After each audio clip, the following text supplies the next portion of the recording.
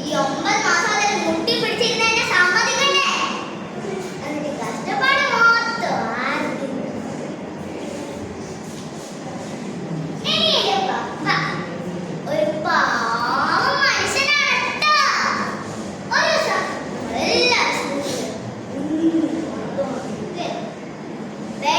Petrol ഒന്നടിക്ക് വാക്കോ petrol പമ്പിലാണ് എന്റെ പൊന്നോ petrol ഇത്രയും വില പറഞ്ഞ് പെട്രോളിലോടുന്ന വണ്ടിക്ക് ഡീസൽ അടിച്ച് മുതലാണത്.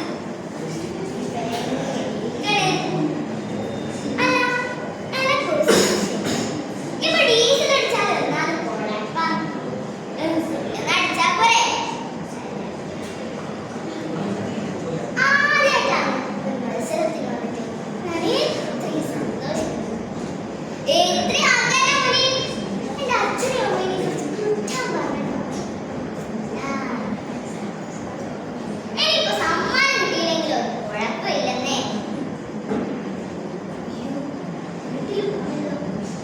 നാളെ കിട്ടാ അമ്മേ അച്ഛാ ഇത്രയും